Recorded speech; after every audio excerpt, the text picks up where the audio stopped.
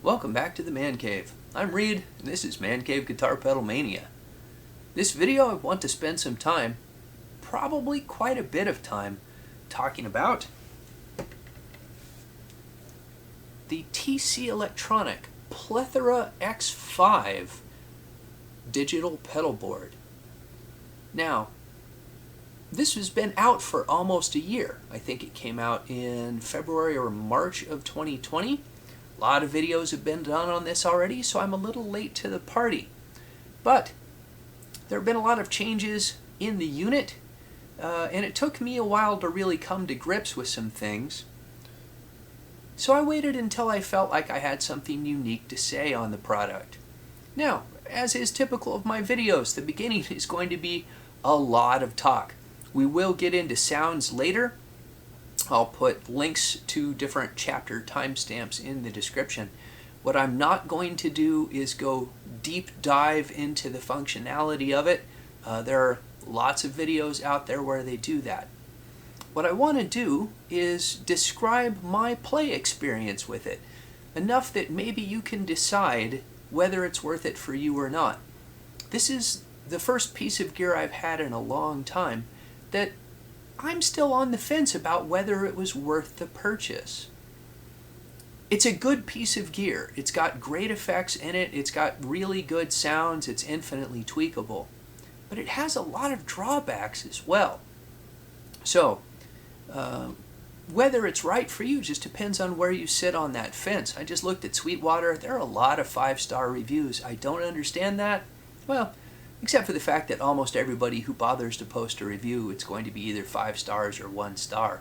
This is, when it came out, a 3-star product and a 4-star product now. So let's talk about the history of it a little bit. I don't remember when it was announced, perhaps NOM 2019, but I thought it looked intriguing. And when it looked like it was about ready to come out, I pre-ordered one from Sweetwater. Now, when they first released, they retailed for $500, which is more than TC Electronic had been saying that they would be listed for, and I thought that was too much considering some of their competition. Their competition is things like the Line 6 HX effects, or even their old M5 and M9 stomp box modelers, or possibly even the Eventide H9 unit, although that's a very different animal. It's not a traditional multi-effect in that it doesn't simply have a number of effects that you can select one at a time, like for instance the Wampler Terraform that came out last year. Instead, it is a digital pedal board. You can have 5 different effects on it and turn them all on and off individually. It has your usual modulation effects, but it also has some rather unusual effects: a compressor, a noise suppressor, the sub and up octaver, the quintessence harmonizer, the brainwaves pitch shifter, and the mimic doubler. And those were really the ones that I was interested in because I have modulation effects. Now, my favorite modulation effects are phaser and univibe. In fact, a univibe is the only modulation effect in full-time residence on my pedal board. Guess which 2 effects weren't in the TC Electronic Plethora X5 when it came out? That's right. I don't even understand that. Their pedals are digital pedals, and I don't know why they didn't include those pedals on release. However, before it even came out, they said they would be adding the phaser and the univibe, and they did eventually do that. So when I first got the unit and plugged it in, I played with their presets. I thought they sounded uniformly horrible. That's not all that uncommon for digital units. I don't know who sets up presets for these units at the factories, and I'm sure that somebody would absolutely love the presets. I don't like any of their presets. Luckily, it's pretty easy to make your own presets. But I found the functionality of the board kind of hard to work with. The first thing was it is on a universal MIDI channel. I'm going to pause here and put in some footage of my pedal board. So here's some footage of my entire rig. As you can see, the heart of it is the Boss ES8 loop switcher. Before I go to the switcher, I'm going into this Digitech drop pedal, which I absolutely love for not retuning my guitar. The Polytune runs out of the tuner out on the Boss ES8. I've got a Philosopher's Tone from Pigtronics for compression, the Black Country Customs Tony Iommi Boost, a JHS Unicorn Univibe pedal, Jackson Audio Golden Boy Overdrive, the Amp Tweaker Big Rock Pro 2, and then two big digital pedals, the Eventide H9 and the new Boss GT1000 Core. And then off to the side, I've got my Plethora X5. The X5 is running 4-cable method, and I'll get into that more during the video. Hopefully that worked and I'm back. So I'm currently running 4 MIDI controllable devices, not including the Boss ES8 loop switcher, which is also controllable by external MIDI, although I use it as my MIDI source. So the Jackson Audio Golden Boy, even though that's an overdrive, it's MIDI controllable, which is an amazing function. The Boss GT1000 Core, the Eventide H9, and then the Plethora X5. Now, it's only really possible to control those because each device has its own MIDI channel. So when you send out a MIDI signal, it's only acted upon by one specific effect. The Plethora X5 is on a universal channel. No matter what MIDI signal you send out, the X5 picks it up. So say I want to change delay patches on my H9. Well, the Plethora X5 is going to pick that up and change its parameters as well. That's incredibly annoying. And it seems really, really poorly thought out. In fact, when it came out, I thought, I must just be missing something. That's ludicrous. So I went to their support boards. They have a bulletin board style support system, which I absolutely hate. And many, many people were complaining about their MIDI implementation. So in response to that, they eventually, in November of 2020, put out an update where you could do CC messages through MIDI to turn effects on and off. Now again, it came out in February or March. I no longer remember the exact date. Here it is, 8 or 9 months later, and they finally put out a MIDI update. And all it does is allow you to turn effects on and off, still on a universal channel. So I send out something to change my H9, it changes on the Plethora. There are a number of reasons that that's a problem. And then they put out a message after people complained about that saying they had no plans to put a MIDI channel in. Well, it was too late to send it back. I think it was functionally unusable for what I needed without being able to select a MIDI channel. So I went in search of a solution to that, and I will film some footage of my solution to that separately. So TC Electronics said they were not going to provide a MIDI channel for the X5. I thought that was a really poor decision. Apparently they also reconsidered it, but we'll get to that in a second. So I thought, this can't be a new problem. There are other devices, usually keyboards, that have universal MIDI channels. Somebody will have put out a filtering system for MIDI. And sure enough, there's a company called Midi Solutions that produces a router. It's a simple enough device. One MIDI cable in, 2 MIDI cables out, and then you can program it to filter however you want. So in my case, because the Plethora X5 can hear on any MIDI channel, I simply set it for channel 5, and because I knew I wouldn't have more than 4 things actually on my board, it passes MIDI channel 5 through this output only, and every other MIDI channel goes to the other output. Fantastic. In theory. Well, this is where the rabbit hole starts. So this really, and I'm not being sarcastic, this is a wonderful device. Midi Solutions, I love you guys.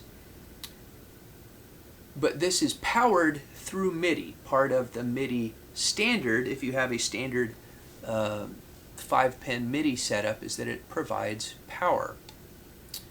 Well, not every effect passes through power on its MIDI output.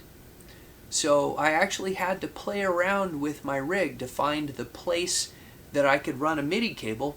It turns out the easiest one is just coming from my Boss switcher straight to the router, and that way it gets power.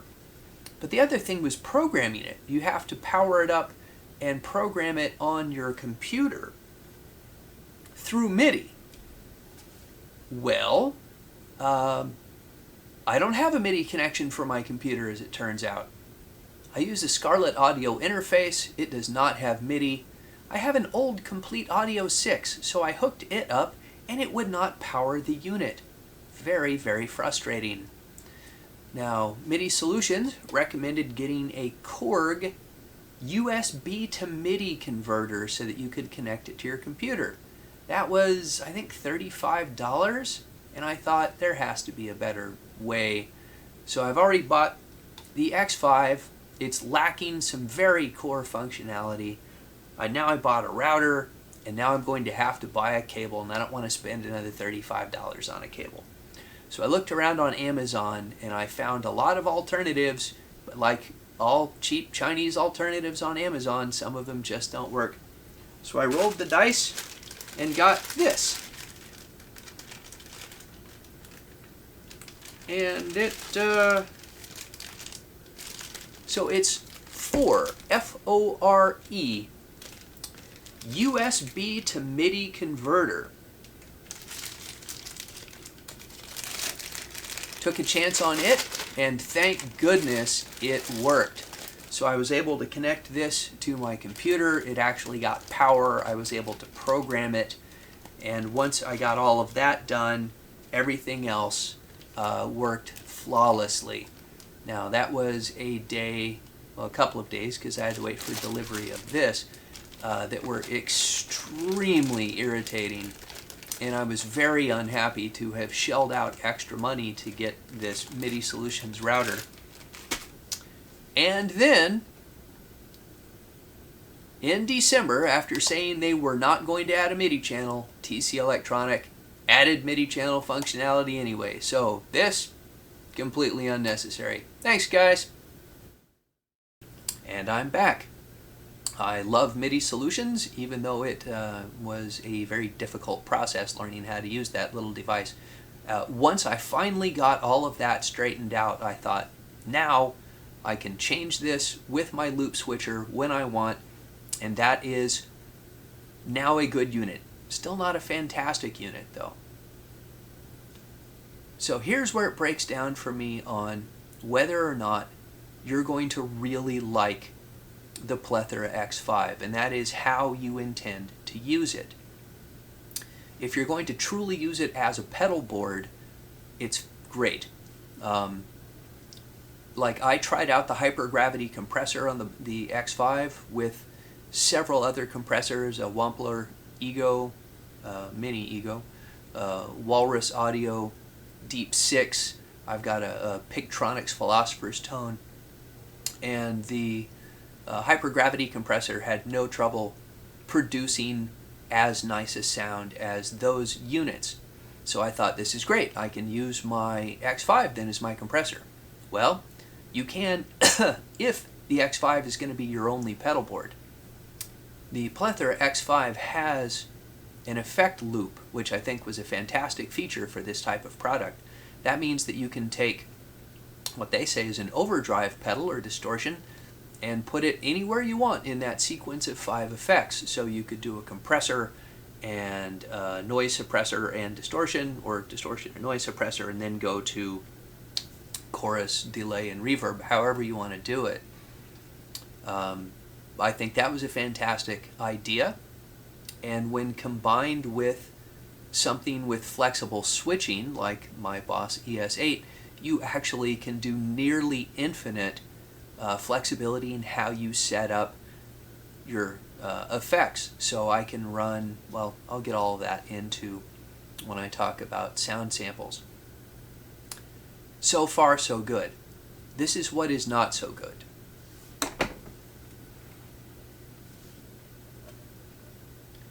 Okay, hopefully you can all try and hold that level. Watch this. Yeah. So, count in your head. 1 1,000, 2 1,000. That is incredibly slow switching between the two pedal boards. So if you have all of your sounds on the one pedal board, or maybe you are using it to record at home and you can take all the time you need to set up your effects and sounds, perfect. It is a fantastic unit. If you think you're going to set it up, oh, I'm going to set up one pedal board that has nice ambient delays and reverbs, and then I'm going to set up another one that's got a compressor and maybe some stereo chorus in it and do these modulation effects. It is not going to work for that unless you play music where you can leave a lot of space, and a second or 2 seconds in a song, that is a lot of time. And again, I'm just playing at home. I'm not out making my living with this thing, but when you switch patches, it is silence. It just kills the signal completely until it loads up the new patch. There's no trails that carry over or anything. So for that, it is an absolute disaster. And mind you, in their latest patch, which was in December 2020, they improved the loading speed of the boards. So I don't understand that at all.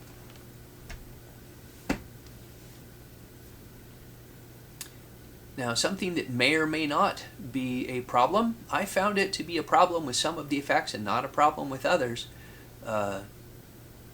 They call this their tone print pedal board, and they are not kidding. To get the best out of this unit, you have to use their tone prints. Now, perhaps you like all of their default effects. I find them okay.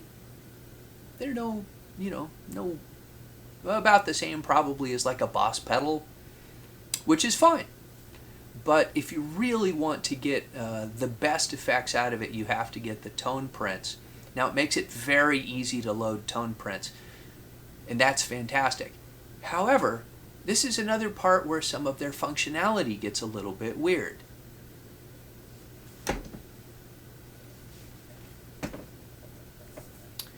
So let's say on this tone print, I've got 2 delays, 2 reverbs, and a tremolo. Now let's say I want to test out some other tone print. Well, I believe if you're using their app, it has an audition function. But if you're doing it on the board, changes are made and saved in real time. Unlike a lot of multi-effect units, there is no save function on this. It automatically saves. So say I go in here to my tremolo and I change it from vintage to square wave or some other function. As soon as I make that change, it is live on the pedal board.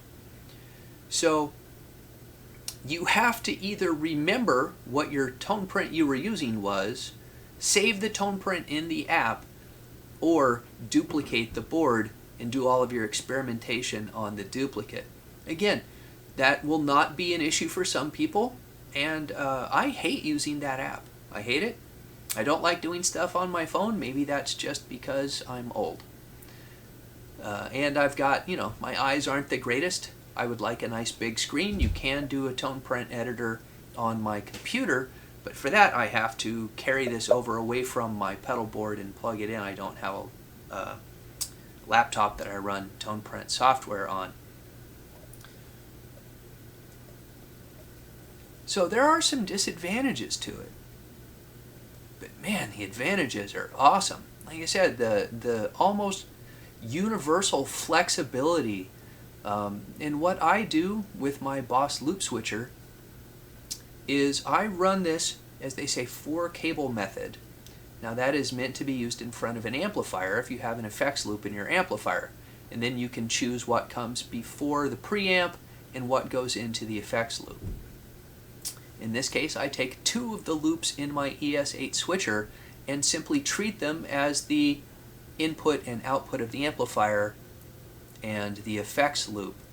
And with that and the ability to change where effects are in the chain in my switcher, I have infinite flexibility. I can take the compressor from the X5 and then put it in front of my Tony Iommi boost, and then I can go into my core for the amplifier preamp and then come out and go through the delay and reverb in the X5 and then go out to the power amplifier. And that is fantastic. But again, as long as you just like that one pedal board. And I'll show you some changes here in real time as I'm playing around with some of the sound samples. Now, there are some fantastic websites out there that have shown how to use that TonePrint software. I am not a sound engineer, and I gotta be honest, I am not interested in learning how to make wonderful tone prints. I want to just be able to load up effects and have them sound great. Some of their tone prints are fabulous, and some of them are awful.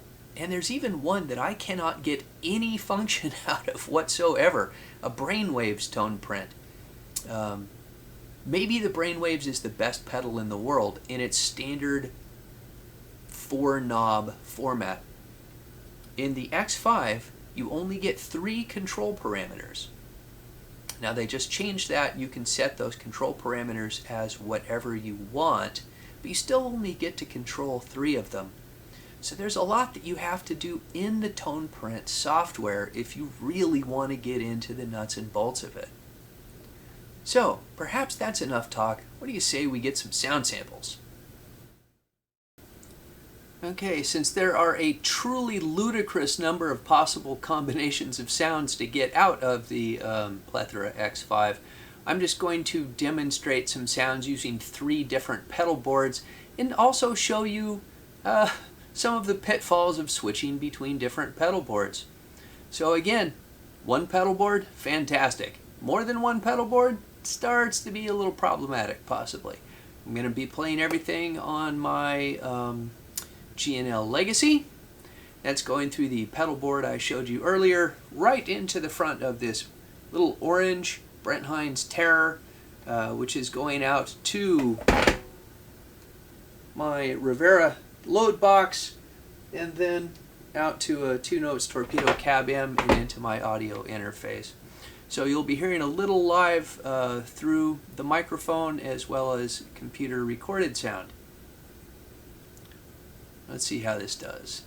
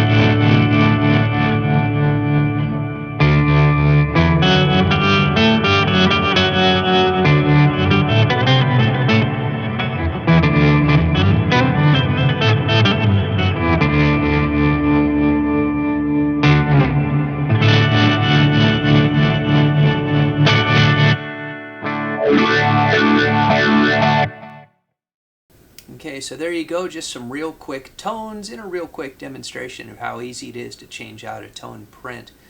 As you can see, with so many effects, different combinations, it would be impossible to go through everything in this unit and show you what it sounds like. So those are just a couple of the boards that I enjoy messing around with. If you're willing to put in the time to use the tone print editor, you can come up with some amazing stuff. I'm not willing to do that. I just want to load up a good sounding tone print and go. Thank goodness there are a lot of great sounding tone prints. So there you go. If you can live within that cosmology of just using one pedal board per song, then it's a fantastic unit. If you find that functionality limiting, then you will probably be constantly frustrated. Also, I will say that TC Electronic added some direct recording, or not direct recording, but direct output capabilities. It has cab simulation. I have never ever tried their cab simulation. I have no idea what that sounds like.